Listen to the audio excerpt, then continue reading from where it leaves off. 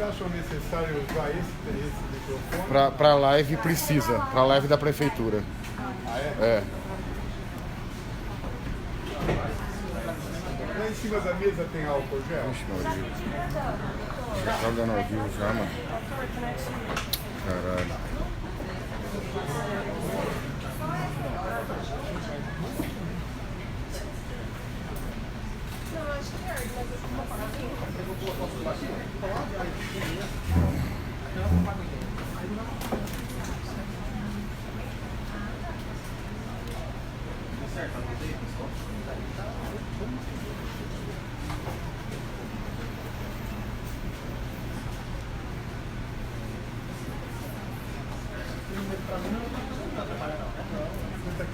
Senta.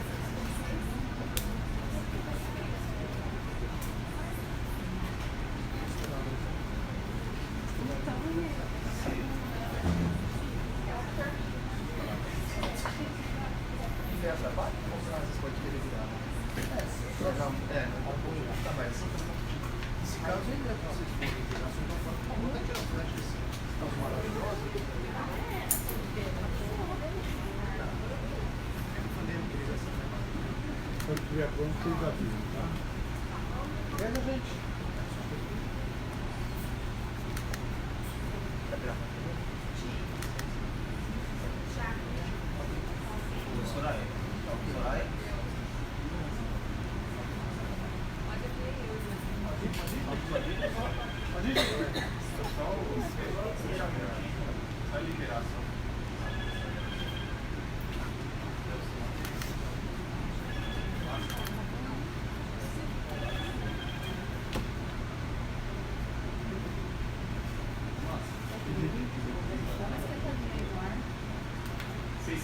Eu vou sair com o coronavírus.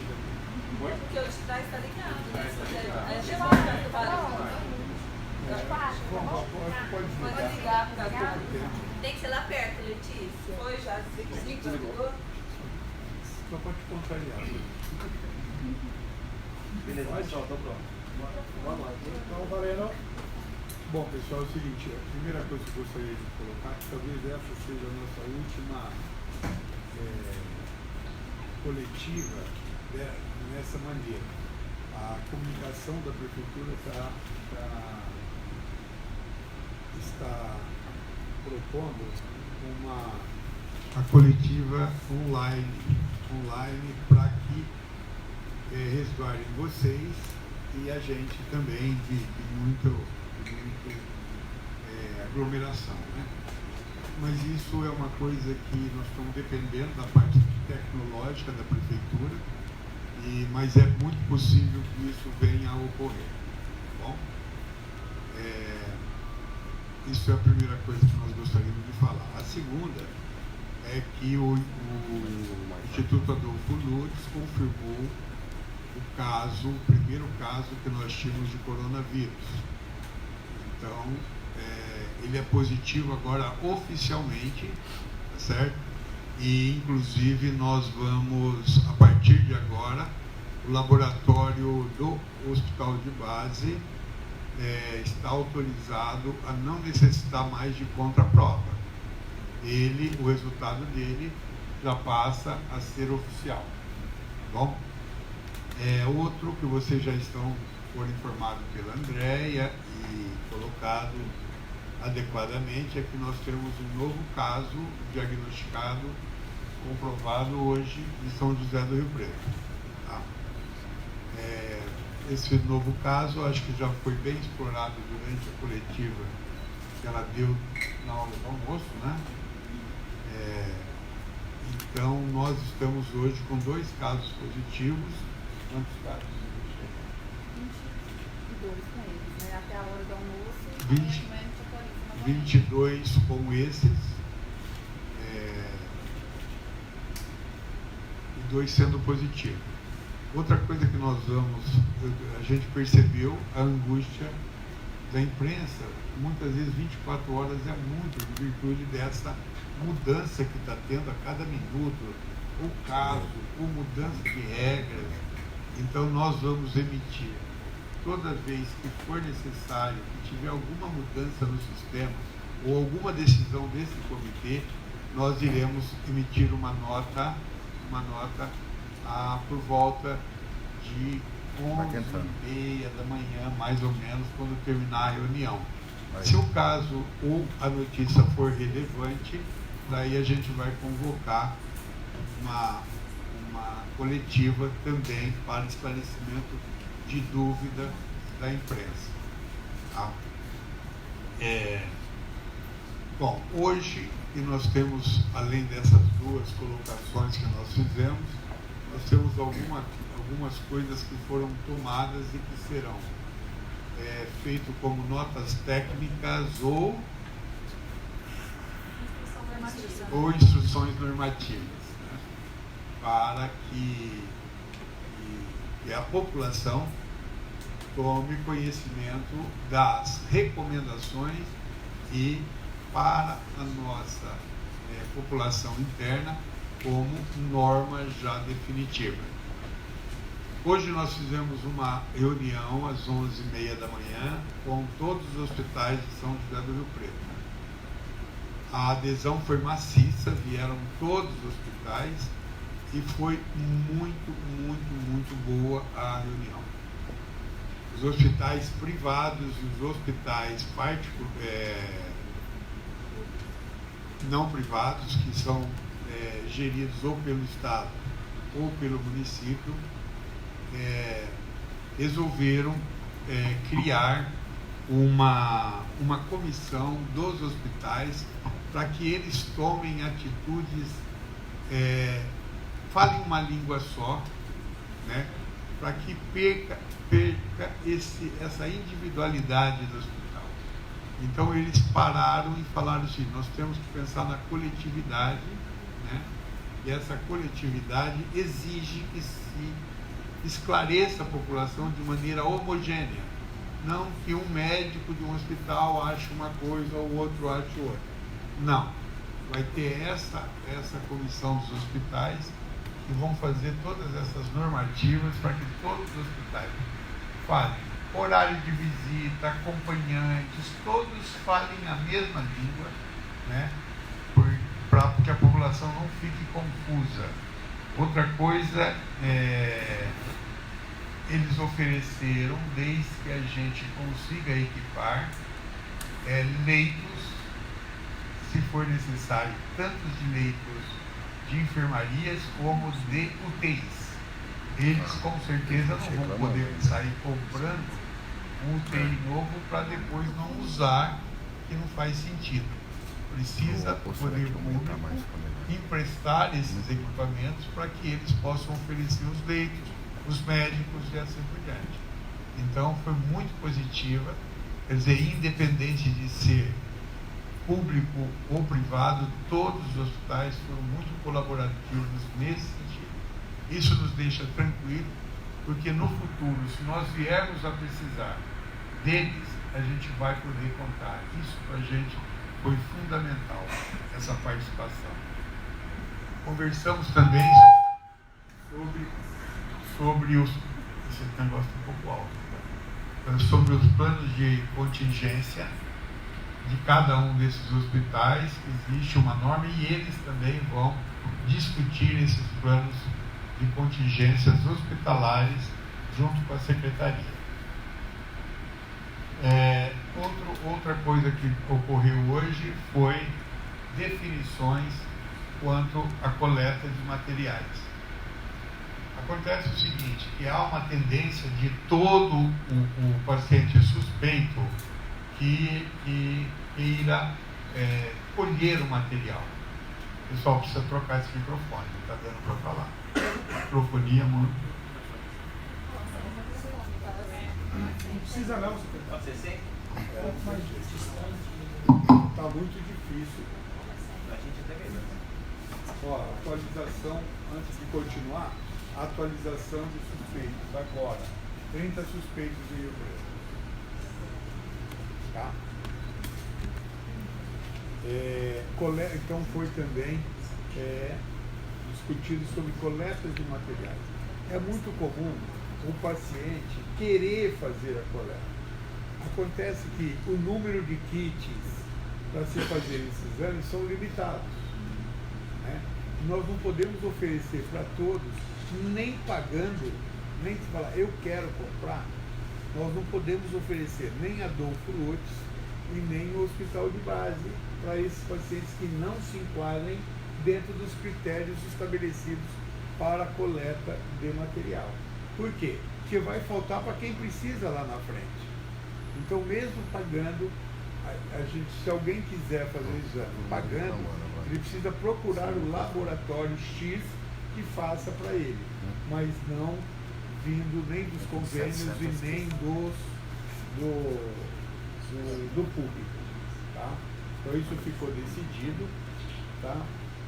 Nós teremos, além dos casos que se enquadrem dentro dos critérios estabelecidos para a coleta de material, que são os casos graves e alguns outros, nós vamos também colher amostras, uma amostra por convênio por dia, para ver a circulação viral, ou seja, aqueles pacientes que não tiveram contato, que não tiveram nenhuma epidemiologia positiva, agora melhorou, positiva, critérios e nem epidemiologia, eles serão colhidos para ver se existe circulação, se existem casos que sejam do próprio município, que foram gerados aqui, tá?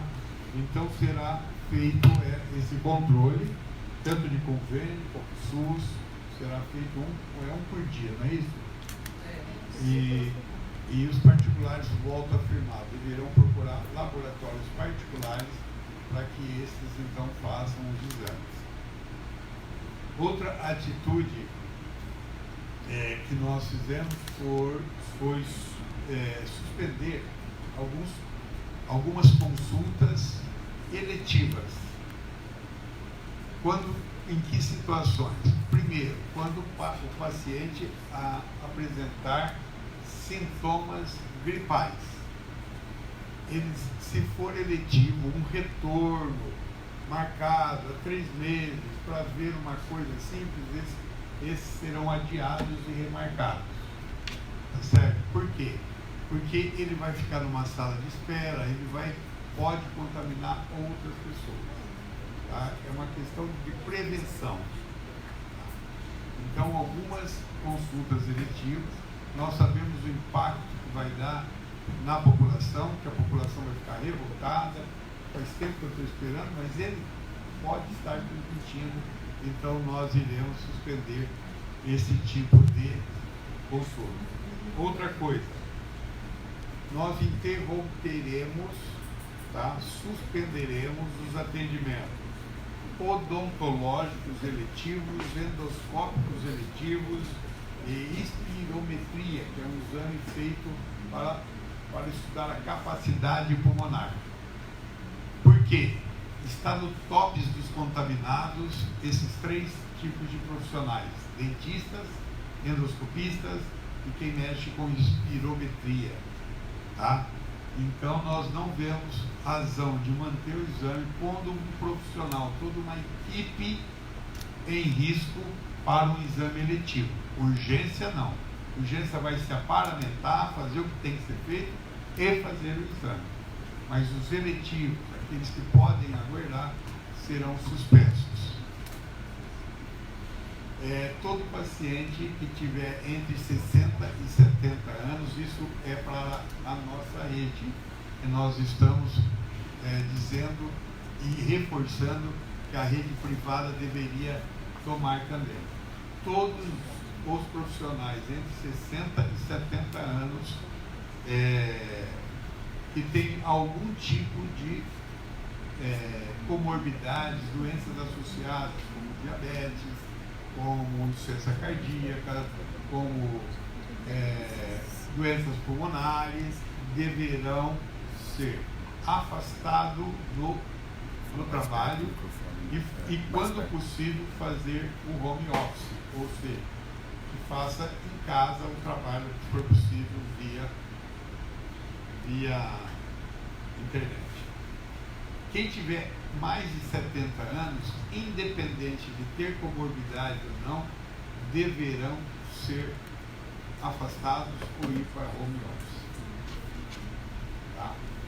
Existe também, isso talvez mude entre a gente nas próximas horas, porque existe algumas normativas que estão falando o seguinte: 65 anos, independente de ter ou não comorbidade, ser afastados.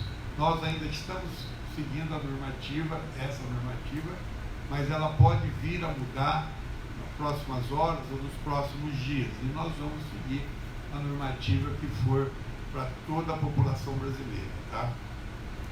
É importante noticiar isso para a gente. Isso é um favor que vocês fazem. Aquele paciente que for afastado por idade, ele não precisa ir numa unidade de saúde e ele não precisa colher exames. O que acontece? Quando ele é afastado, ele fala: estou doente, eu preciso ir colher exame, preciso ir. Não, muito pelo contrário, ele tem que ficar na casa dele. Tá? Isso é fundamental para a gente, porque todos que estão afastados ou vão para home office ficam apavorados e querem fazer exames. Tá?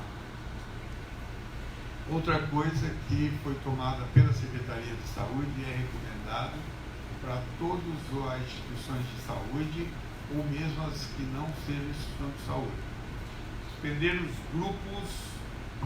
grupos que se reúnem,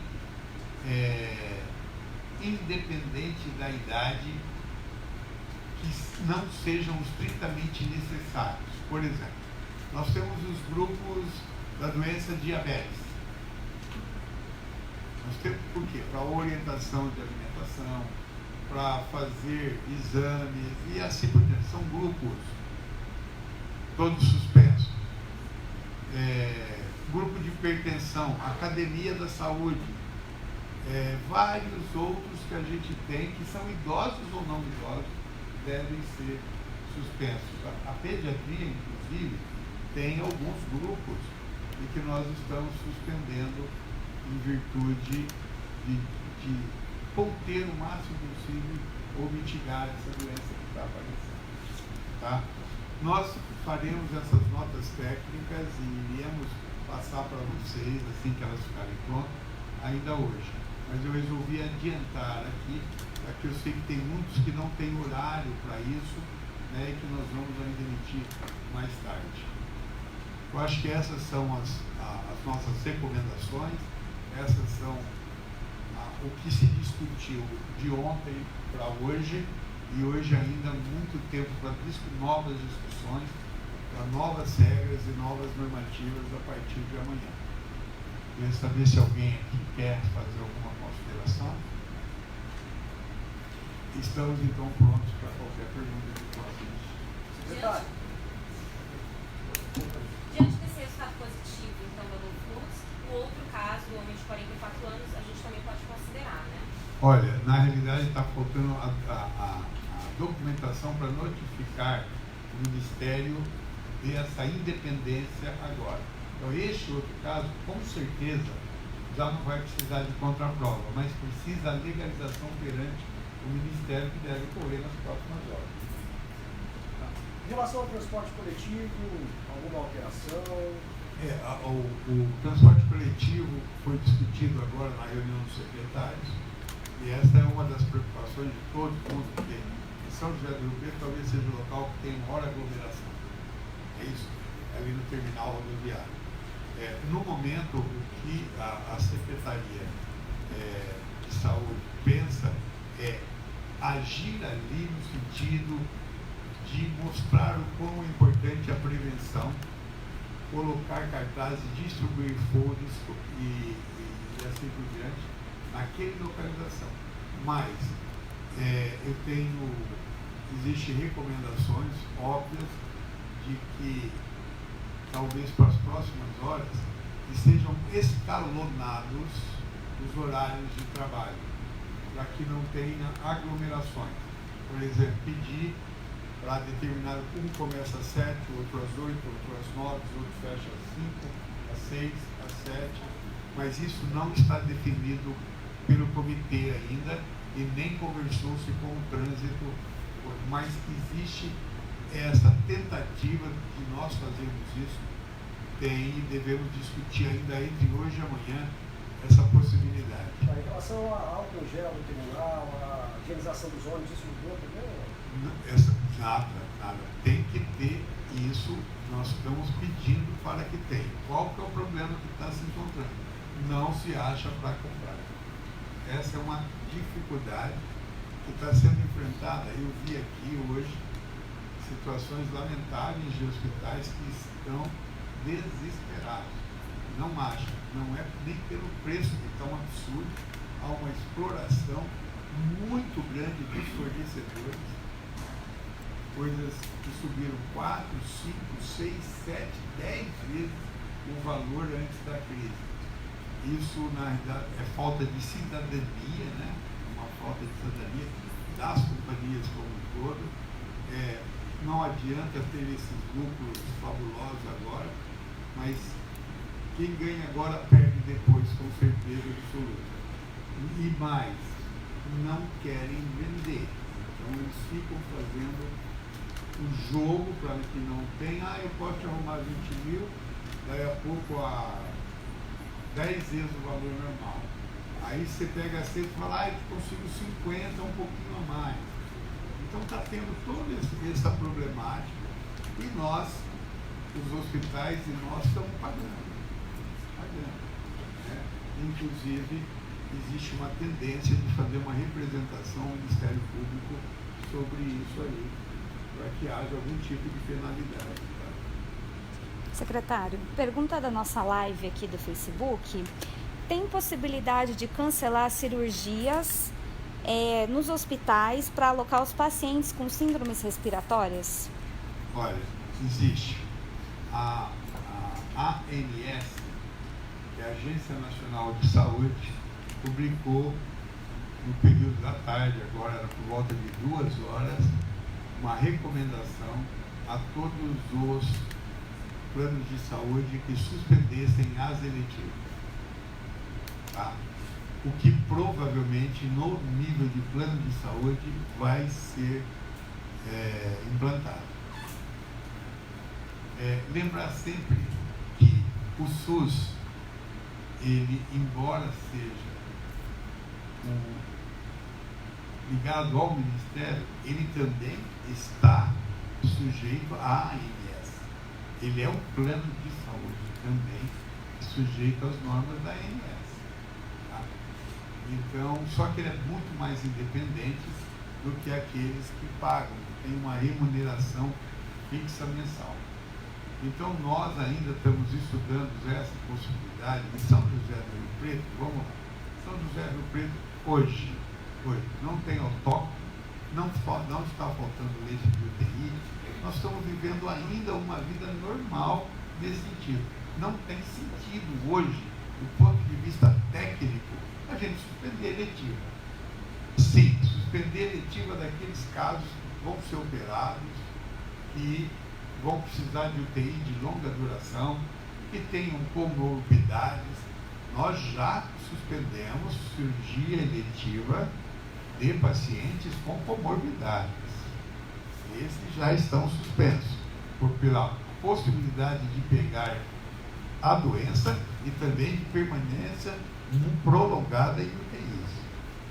Tá? Mas nós não chegamos a essa conclusão. Eu acho que vai ser uma pauta nossa agora, ver se nós vamos realmente suspender as eletivas também ou não. Tecnicamente, na minha opinião, o pessoal não se justifica ainda, mas eu acho que o comitê é soberano e nós somos em 8 pessoas, os 8 vão votar e vamos ver qual será a conclusão. Secretário, agora com o HB podendo confirmar, muda alguma coisa nesses 20 que estão de quarentena, nesses 30 que estão de quarentena? O HB passa a fazer os exames dele ou continua nesse mesmo padrão que está? Não. Nossa referência é o Instituto Adolfo Lourdes. Quanto que a gente tem feito no HB? Primeiro que esse do HB não passou na rede, né? Esse último agora não passou na rede. Né? Foi o que nós estamos reservando para o HB: pacientes graves e pacientes um altíssimo grau de suspeita, né?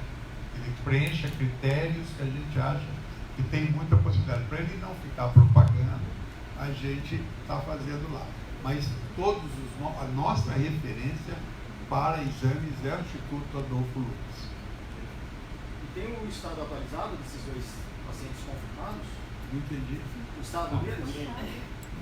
Ambos estão em casa, sintomas super leves, estão bem. A maioria, na verdade, todos os nossos, assim, não tem internados graves, são todos casos leves até agora. Hoje foram confirmadas 2 mortes, né? Não em Rio Preto, obviamente, uma em São Paulo, uma no Rio de Janeiro, hoje. Então nós já temos 2 casos de mortalidade de pacientes no Brasil. Secretário, aqui o pessoal da live está perguntando quanto tempo deve normalizar a situação? Tem alguma previsão? Não. Volto a afirmar aquilo que eu falei ontem na coletiva e anteontem. Não existe previsão no Brasil da intensidade da crise e nem da duração da crise. Nós somos um país que nenhum outro país igual ao nosso, com o clima, com o número de população, com o nível da doença, de extensão territorial, teve casos iguais para a gente comparar. A gente não sabe, nós não sabemos se será leve, média ou pesada e se durará. Volto a afirmar, nossa equipe, qual é o momento que nós estamos mais preocupados? Preocupados a partir de meio de maio, junho, julho, que é a sazonalidade para as infecções. É nesse momento que mais nos preocupa.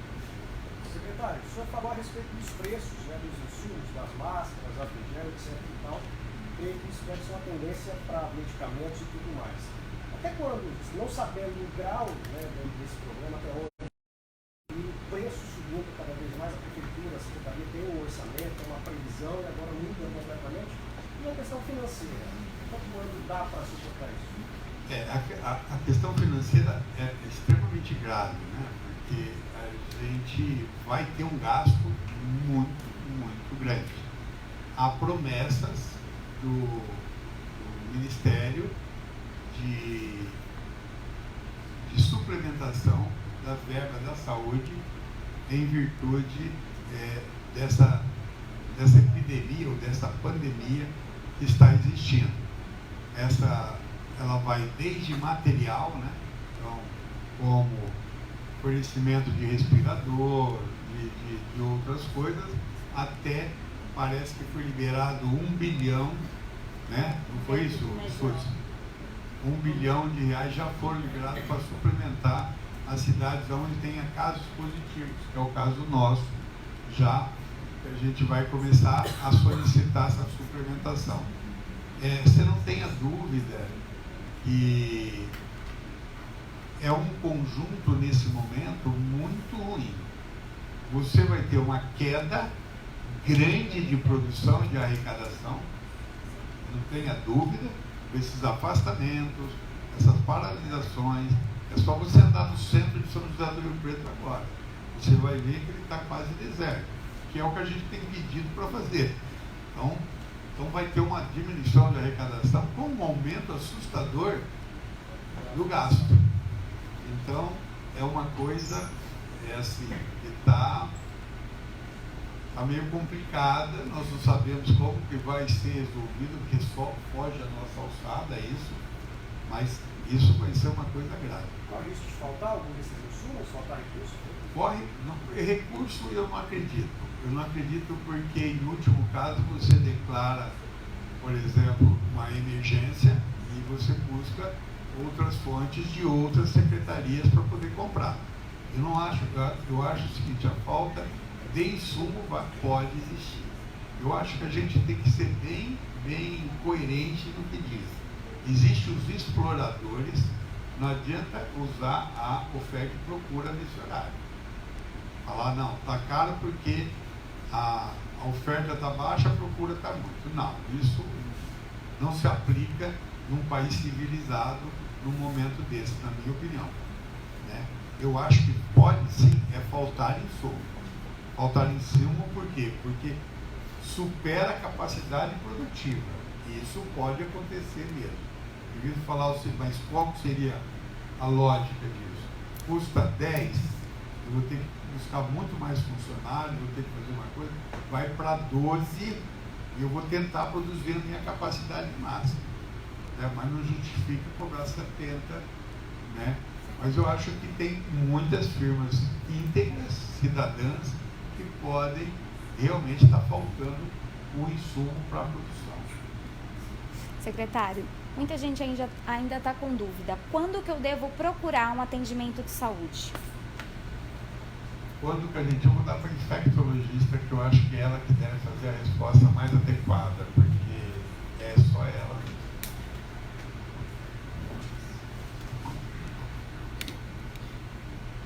Na verdade, se o paciente tiver sintomas gripais e ele estiver bem, ele deve ficar na casa dele.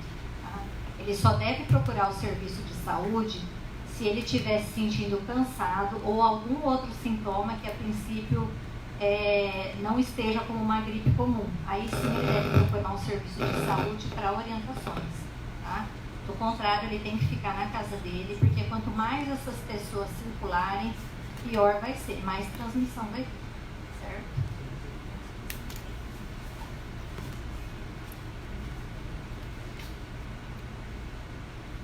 Pronto? Obrigado a todos.